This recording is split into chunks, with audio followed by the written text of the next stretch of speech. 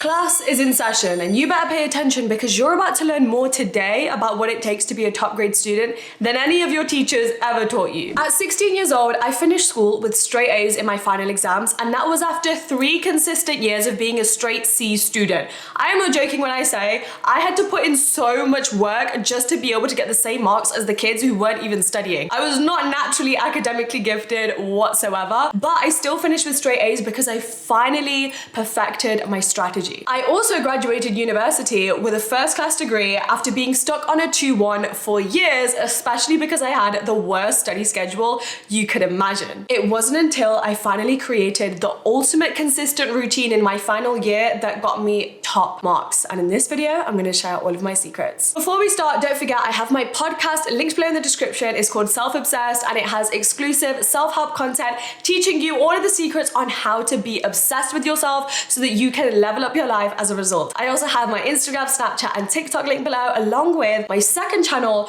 where you can see how I implement all of the advice I give into my life. In this video, I'm going to talk a lot about procrastination, time management, and you can see how I implement those techniques in real time over on that channel. Chapter number 1, evidence-based study hacks. I have tried and tested literally every single study hack you can imagine because I just spent years of my teenage life trying to learn the best ways to revise, and I tried and failed at so many. So I've compiled a list of the ones that work best. And what nobody tells you is to firstly start with understanding what type of learner you are. There are actually 4 different types of learning styles. So you can be visual, auditory, reading and writing, or kinesthetic. I personally am a visual learner. This means when I'm studying, I use diagrams, mind maps. I really try to make my notes look artsy and visually attractive. I invest in using colored pens and better stationery. If I was doing a mind map, I would actually replace certain words with little diagrams. So if I was talking about a historical figure, I would draw a little picture of them. I would draw a picture of an apple instead of writing the word apple, because by the time I was sat in the exam, if I had to remember a paragraph of information, because I'm a visual learner, I could remember where the mind map was placed in my bedroom and which sentence I was trying to remember, where it was specifically laid out on that mind map and in what color. If you're an auditory learner, then you need to hear things. You need them to be repeated back to you, and you'll be able to play lessons back in your head. If you are a kinesthetic learner, then you learn by doing. You need to demonstrate, you need to use your hands. And a really great learning technique for this is actually something I was going to explain on its own because it's such a great way to memorize information. And this is teaching the information to somebody else. You now need to take on the role of the teacher and act like you are teaching this information to a 6-year-old. That is one of the most efficient ways to learn because you need to gain a level of understanding where you could teach it to somebody who has no idea about it and explain it in your own words, not just recite something from a textbook. And then as for reading and writing, that explains itself. And for that, I would actually recommend the blurting method, which we're going to talk about a little bit later. Step number 2, the internet is your best friend because let me tell you, schoolwork and teacher given advice is the bare minimum of the student world. When I was a student, I remember I was consistently stuck on C's and B's and I didn't understand why I wasn't getting ahead. And that wasn't until I discovered YouTube. There are so many people out there that will focus on a specific subject at a specific level.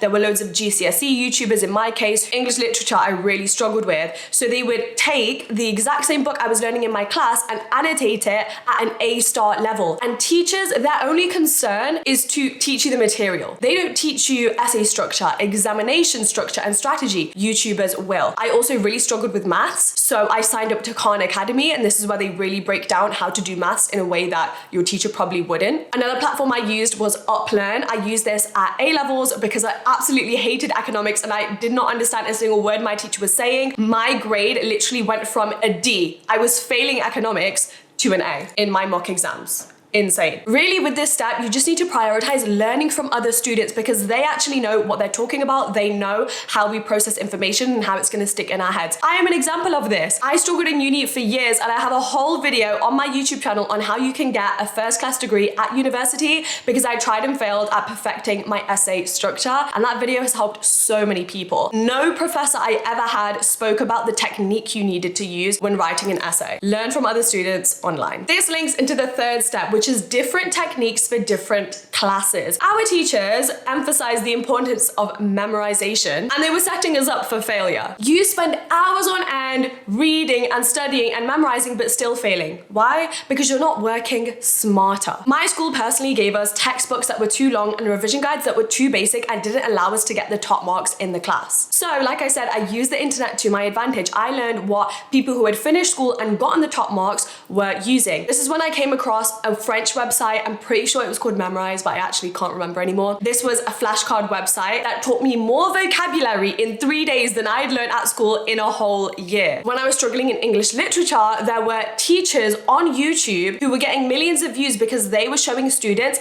the correct annotation technique and what an A-star level analysis of the book would look like. For maths, my different technique wasn't memorization, it was using past examination papers, which I would download not only from my school website, but other school websites. I did this at university as well. I went to University of Leicester. I was on the Manchester Uni website, downloading their past dissertation papers and looking at the examiner remarks. Loads of unis, loads of schools have these available, and you need to download as many as you can to actually practice what it's like to put that information into an exam structure, not just be able to recite it at the top of your head. And then for science and history, I did use memorization. I personally used a lot of flashcards and mind maps because I'm a visual learner. You guys can actually take a test online to learn what kind of learner you are. I've got it linked below in the description. And once you figure out, let's say you're kinesthetic, then I want you to Google kinesthetic learner revision methods, and then you're gonna start implementing all of them. This links into step 4, memorizing information. Flashcards were my savior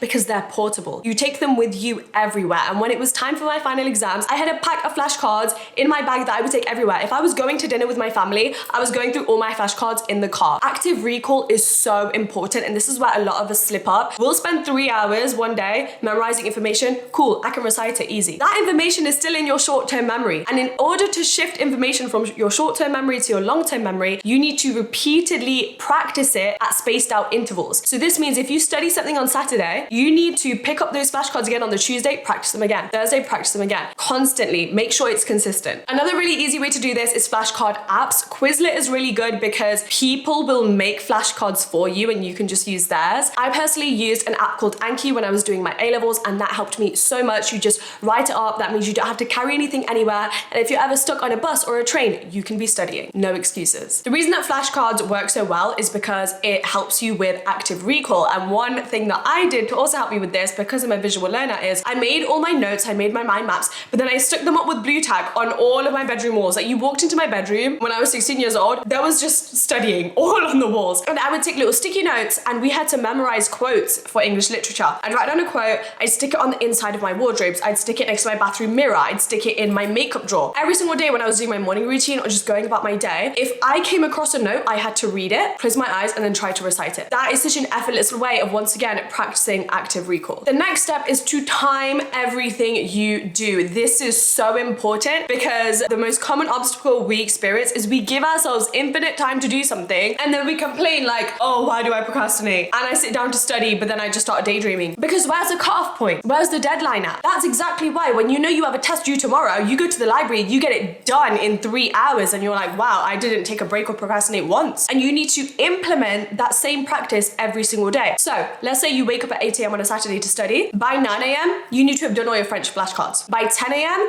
you need to have written out all of your maths formulas. And you need to structure your day exactly like that, because then you know if I procrastinate and if I scroll on my phone, the rest of my day is ruined. Then I'm behind on everything. And it's this constant pressure to quickly finish. And then the key is to also time block a section of your evening as a reward. So you know, if I stick to my hourly blocks of every single subject, by 6 p.m, the rest of the day is all mine. And that's motivation that will push you further, but it's also enough pressure to make sure that you're focused. With this method, you need to be scheduling everything. I mean, even your 30-minute lunch break, the time you're gonna take to get ready, to have breakfast. So when you open your calendar or your schedule, you know time is associated with everything. But as I'm saying this, I also just want to emphasize time isn't important in the sense that you have to study 12 hours every single day in order to be a good student, because I know people who did that and still didn't get an A. It's about working smarter and not harder. The rule that you should be following if you manage your time effectively is 8 hours to study, 8 hours to sleep, and then 8 hours to do whatever the hell you want. Studying more than 8 hours, you're not even going to be focused anymore. So if you implement the advice I've already given,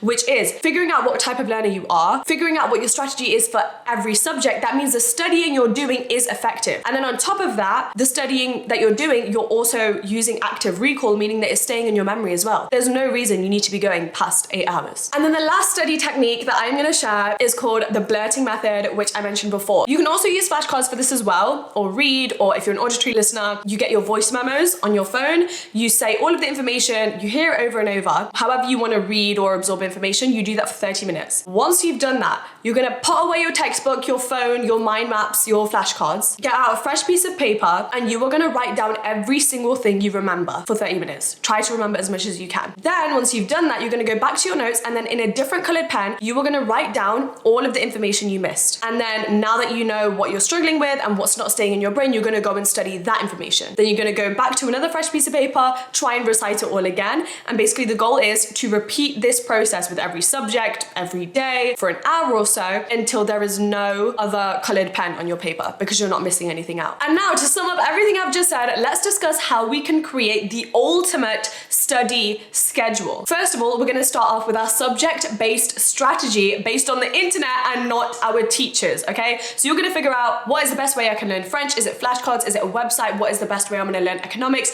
Is it my textbook? Is it this YouTuber that talks about it? Is it another student's video? Is it doing past papers? And I want you to write down this strategy for every subject so you know the most efficient way to study. Once you figured all of that out, it's time to grab your materials and sign up to your subscriptions. So you might sign up to Uplearn, to Khan Academy, to Quizlet, whatever works for you. Grab your A3 paper and colored markers if you're a visual learner and you want to do mind maps. Buy some flashcards. Then it's time for calendar scheduling, which is the most important thing. Or you could use a planner notebook. So this is where you're going to time block your day, just as I said, but a really good way to do this is by focusing on using the same parts of your brain every single day. So let's say on Monday, you're just going to go through your flashcards for every single subject. On Tuesday, you're just going to be doing past examination papers to practice what your exam technique is going to be like. Let's say on Wednesday, you're going to be watching more YouTube videos to try and figure out what your English literature strategy is going to be and how to move from a C grade analysis to an A star analysis. And then on Thursday, you're going to go through flashcards again. When you are using the same part of your brain, you're less likely to procrastinate and you're more likely to enter a deep flow state of work. And then the last part for this schedule is my favorite. So you're obviously going to write in all of the dates where you have your essay deadline or your exam. And once you figured out, okay, let's say 30th of January, you have an exam. Today is the 17th. So on the 18th and 19th, you're going to study. On the 20th, you're going to do an exam paper to prepare for that deadline on the 30th. And you are going to take that deadline and figure out, okay, in order to meet it, I need to have chapter 3 done by the 22nd. I need to have chapter 5 done by the 24th. But instead of working to the real deadline, you're going to work to a fake deadline 3 to 4 days beforehand. This way, you're on top of your schedule. You're allowing any emergencies because you never know what your schedule is going to do if you can't study one day. So that means you're not having to fall behind. And then if you do have those spare few days before the exam, you can go overtime to do a little bit of extra work, a little bit more recall, so that you can give yourself the best shot at the final thing. And lastly, for this chapter, to do all of the things that I just mentioned, you need to get yourself into a studying mood. And the way that I accomplished this every single day was by using peer pressure. Now think about it. We are influenced by what we consume every single day. If you go onto TikTok and you see all of the girlies wearing their clean girl aesthetic, headbands, Adenola jumpers, all of a sudden you want one. When you see a bunch of people on YouTube talking about how a certain career path earns them more money, you are now more influenced to research that career path and more likely to want to do it and act in that way to follow in their footsteps. When everyone's posting Instagram stories of the Colleen Hoover books they're reading, all of a sudden you're headed to the bookstore to buy one, right? So because our brain works in that way, we're going to use that to our advantage. So first step, I need you to stop associating yourself with the people at your school who are like, oh, I didn't study, I'm just going to leave it till the last minute. Because what you don't realize is you think you're not like them, but the more you talk to them, the more you surround yourself with them, you might not study like them, but by being associated with those people, you are going to lull yourself into into this trap of comfort that you're gonna think what you're doing is enough. Meanwhile, there are other people out there that are going 10 times harder than you and you're not even realizing it because instead you're being negatively influenced. And then the way to combat this is by using peer pressure. So my secret hack was every single day after school, while I was unpacking my bag, changing my clothes, cleaning up my room a little bit to prepare for studying, I had a YouTube video on in the background. And it was this YouTuber called Study IGN. I don't know how to pronounce it, but basically it's the word study and then IGN, and that's all one word. She doesn't make videos anymore. You guys need to go back and watch her videos, okay? I would have it playing for 20 minutes. This girl would just be videoing her studying, her journal plan, how she would organize all of her notes. It was next level peer pressure. I was like, so influenced, and then I had the most focused state of work for the next 4 to 5 hours. And every single day I would watch one of her videos because it shifted my exposure to something more positive rather than all of the lazy people at school who made me think that I was overworking myself when really I wasn't doing anything special. Because if your routine every single day is to come home and watch Keeping Up with the Kardashians or scroll on TikTok and see everybody on their holidays, what is really going to motivate you to study? No one's pushing you, no one else is doing it, so you're not influenced to do it yourself, which is why you need to shift your consumption for the period that you are studying. And this leads us on to chapter number 2, consistency tips. So here we're going to be talking about the importance of your routine, the habits that create that routine, and a few special tools that you can use in order to be consistent. Now, firstly, let's talk about the key to consistency, which is getting 1% better every single day and then using achievable actions to be able to do this, because your behavior is always influenced by your self-esteem. So think about it. If you wake up and your to-do list for studying, all it is to read one paragraph in a book, you're gonna wake up, you're gonna be chilling, you're gonna be like, oh, I can do that, easy. You're gonna read the paragraph and then you know you have the rest of the day to do whatever. It was easy, it was achievable, it didn't take that much time, and you knew you had the capability to do it. Now, on the other hand, imagine you woke up and in your to-do list was to study French for 4 hours, maths for 3 hours, do 2 practice papers, and practice a bunch of trigonometry. Of course, you're gonna prevent yourself from starting. And that's because the cause of procrastination is actually your fear of failure. This is why it's actually better to start studying earlier so that you can break up your tasks into smaller chunks and do those every single day rather than overwhelming yourself by doing a bunch of stuff that you don't understand. And this also links into multiple routines. The reason that you can't stay consistent is because you overwhelm yourself with the idea that you need to wake up with the same capabilities and energy every single day. That is impossible, okay? You should not feel bad for not being able to do that. Some days we're gonna wake up tired, flustered, stressed out, and that's okay, but we need to plan ahead for those days. So I still implement this into my adult life now, where I have 3 routines that I switch between depending on how I wake up that day, and that just allows me to be consistent, because at the end of the day, you need to strive for completion, not perfection. So when it comes to my morning routine, for example, I always want to work out,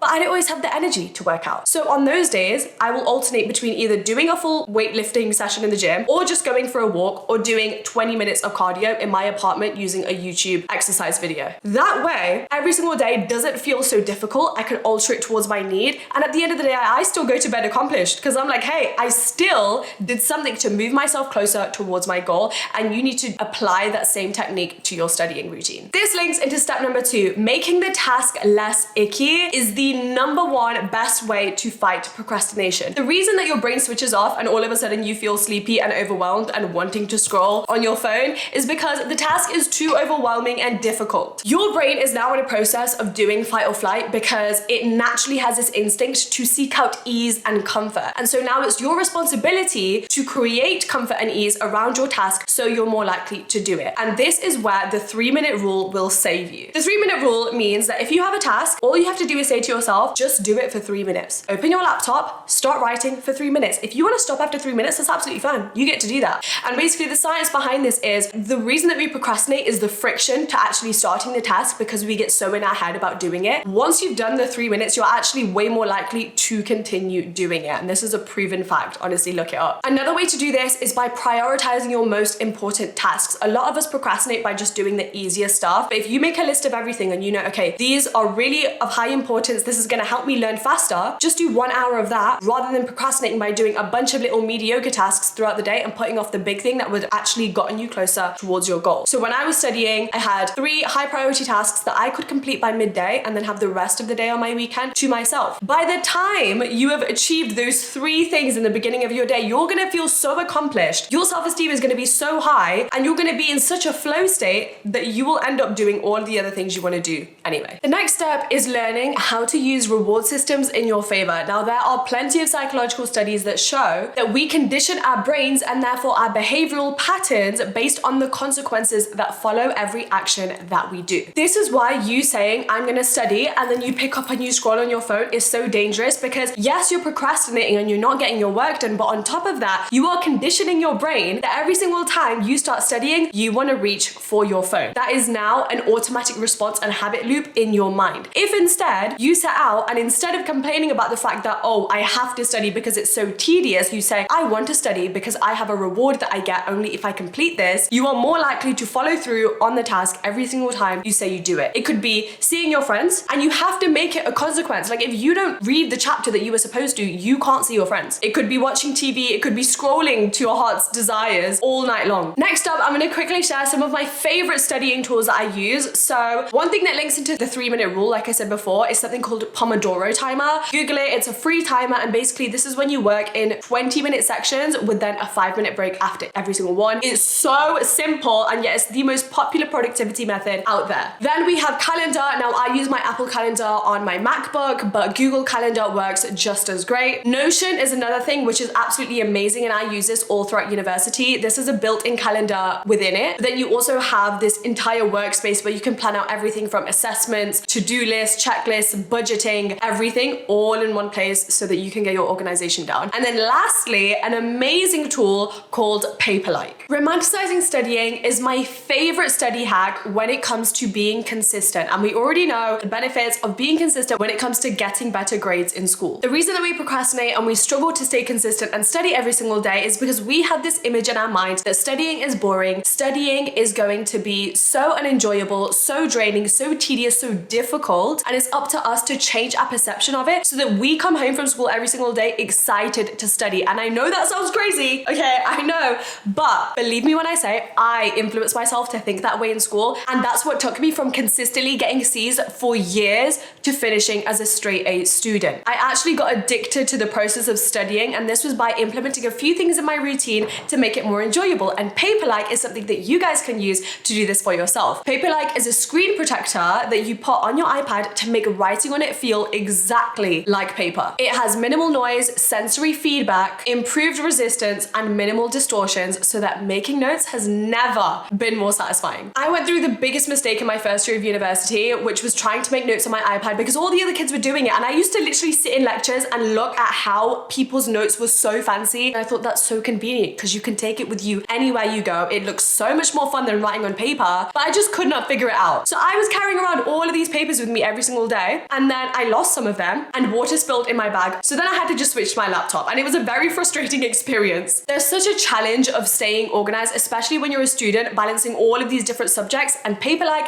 helps you fix this. You can plan everything out on your iPad. You'll have all of your notes accessible to you digitally wherever you go, whenever you go there, just like I said with my flashcards. So how does this work? Well, in Paperlike 2.1, the nanodots layer is spread out more evenly to minimize any refractions when you're writing. There are new material composites that allow for the most accurate distribution of nanodots technology today. As a result of the new composites used to make this screen protector, Paperlike 2.1 is more transparent, so it's easier to see what you're working on while writing and drawing. I honestly wish I had this tool when I was studying because it makes the process of writing notes so much more fun, so much more enjoyable, and it helps with doing your diagrams, doing your mind maps, and having it all in one place, which will help you not only romanticize your studying, but also help you with your consistency, which then allows you to get 1% better every single day because you're more likely to want to open up the iPad to get it started, which once again links back into the 3-minute rule. This is a great time to try out Paperlike for yourself because they are offering a free digital pro planner all throughout January with any purchase made on their website. Paperlike is perfectly tailored toward the iPad, and this is going to be your best friend when it comes to organizing and achieving all of your study goals. You can get your own using the link in my description. And since we're on the topic of romanticizing studying, I wanted to share with you guys a few more things that I used to do that helped me massively. One thing I still do to this day when I'm trying to get work done, and this is cafe hopping. So you need to get out of your school. You need to get out of your bedroom because there are so many distractions. You need to change your environment and your stimuli. So you can go to a hotel lobby, you can go to your local library, but in my case, I go to cafes. And my technique with this is to change cafes per every task that is completed or every 2 to 3 hours. Basically, what this means is because you're changing your environment a couple of times throughout the day with every new task you're picking up, it minimizes how long it feels like you've been studying, which helps you study for longer. Another thing that helped me was changing my perception of studying and actually trying to be more grateful for where I am at that point in my life. Like I said, I was never naturally academically gifted, and studying is not my passion, okay? It never has been, never will be. But at that point in my life, it was my responsibility to make it feel like it was. So I created a Pinterest board that romanticized parts of studying that I hated, you know, having piles of papers, being in the library, studying for hours on end, typing up essays, having a deadline, pictures of essays with the grade A on it. And I would look at this every single time I would dread studying because it encouraged me to start anyway, because I was kind of chasing the look of that lifestyle. TikTok is another really good thing. There are so many people that make romanticizing like mini study vlogs that you should be following and watching every single day. This links into having an identity shift, which is such an important part of forming a new habit. You can't keep saying to yourself, I don't like studying, I'm not good at this, I won't be able to get good grades, I always procrastinate. The more that you say that, the more you are manifesting that reality for yourself. You need to identify as the type of student that loves to study, that can do it with ease, that would never procrastinate because ew, what an ick. Why the hell would I be on this thing? No,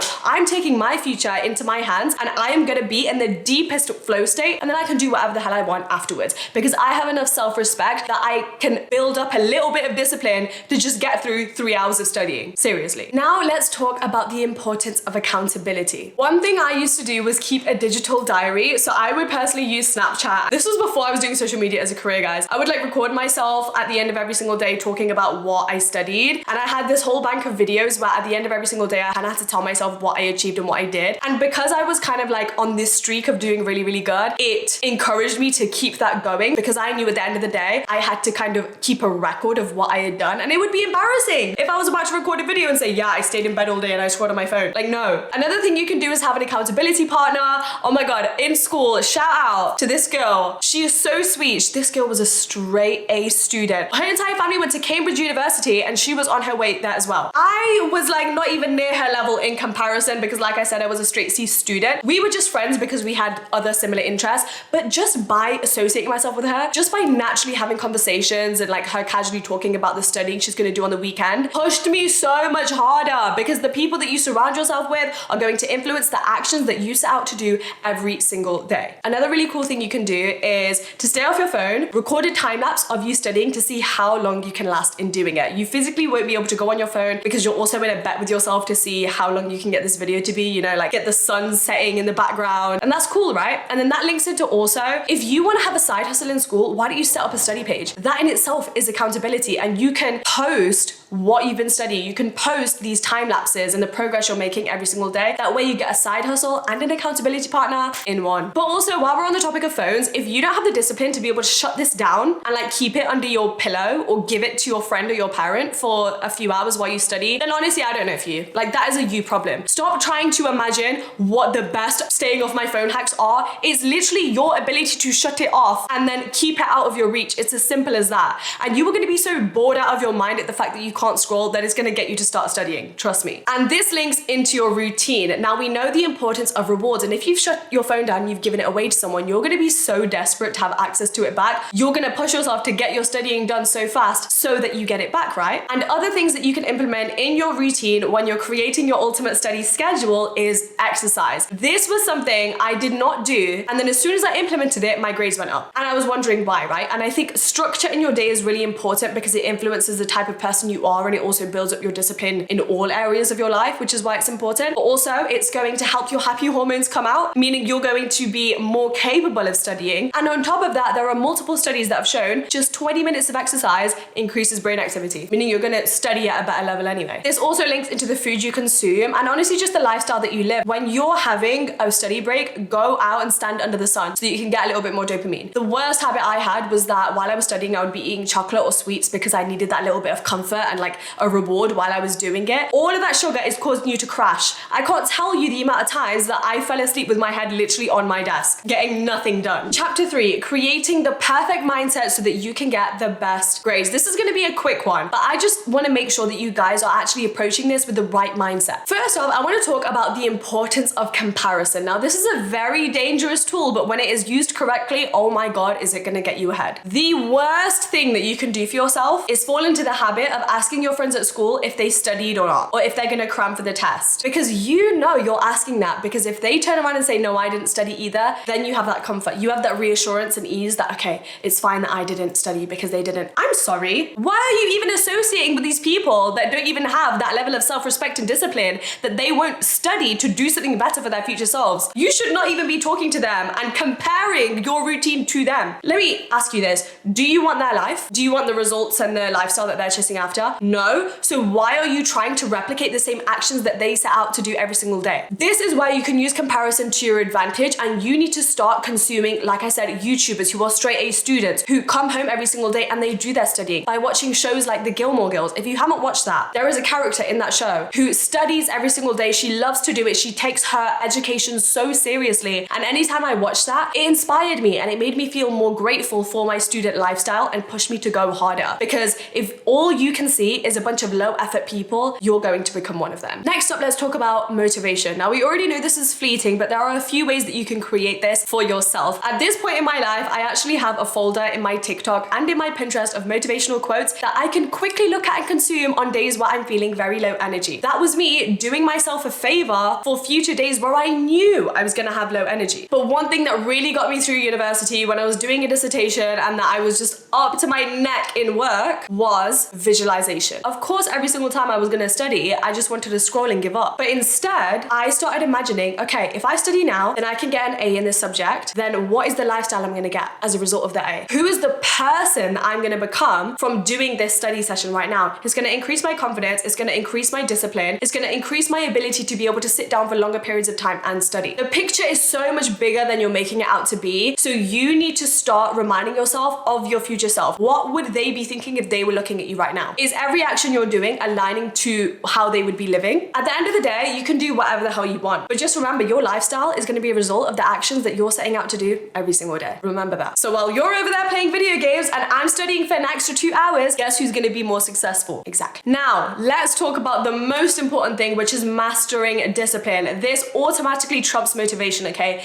That doesn't even matter. Discipline is not as complicated as everyone makes it out to be. The key to mastering discipline is by getting addicted to discomfort. And this can be in any single area of your life. For example, if you're not a gym person and you start going every single morning, you're gonna build up this tolerance and this strength in your mind that you can then apply to other areas of your life, such as studying. The thing that separates the 99% of students to the top 1% is that the 1% know it's their responsibility to craft their mindset to their favor. The 99% don't do that. They just focus on what they've been given, and if they don't feel motivated that day, then they just don't study. So not only should your priority every day be studying, but it should be every single day set yourself a challenge to complete. And I know it's gonna feel so uncomfortable, and of course you're not gonna wanna do it, but you need to remind yourself of the ultimate reward you're gonna get, which is a stronger, unstoppable mindset that you will be able to use for the rest of your life to become an unrecognizable, disciplined, powerful, and successful person. So these can be things like studying for an extra hour, going to the library to study on days that you feel tired, tackling a subject that you're struggling with, signing up to tuition, doing an extra practice paper, or it can be other things in your life, like talking to a new person at school, like going to the gym, like reading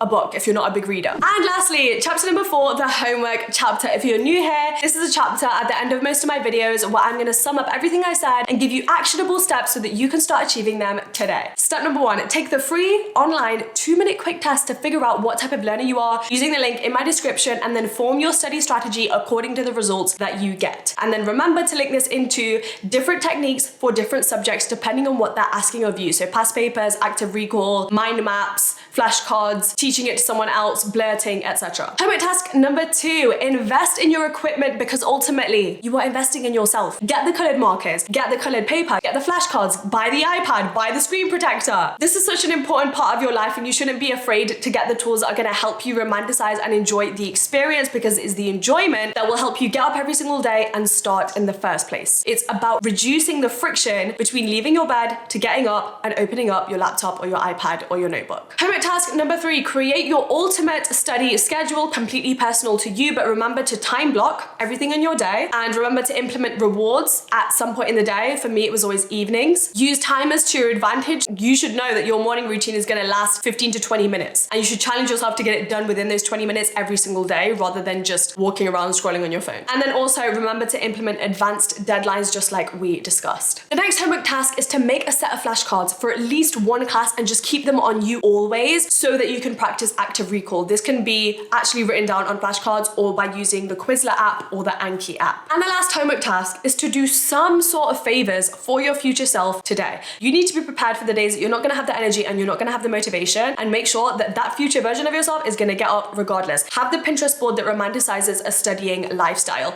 Have a motivational quote as your wallpaper. Have a saved bank of your digital progress where you record what you did that day so that your future self can look back on them. Create multiple routines that work for you on days that you're gonna have different energy levels so that you don't automatically resort to just resting all day, but instead doing something that gets you further towards your goal while still honoring what your body needs. And that brings us to the end of this video. I hope you guys enjoyed it. Just a quick note, I just want you to remember you have the rest of your life. The rest of your life to achieve and become exactly who you want to be. So I don't want you to put all of this pressure on yourself and get so addicted to academic validation and think that your grades define you, because I promise you, they do not. The purpose of this video was just to motivate you to do your best and try to reach your potential, but this is not the be all and end all. And hey, just the fact that you're watching this video right now and still at this point right at the end goes to show so much about your potential and your dedication to your success. And for that, wow, trust me, you got this. I'm wishing you the best of luck. Don't forget, there are a bunch of resources linked in the description along with my podcast and my socials. I will see you guys same time next week for a brand new video on Friday. I appreciate you. Bye.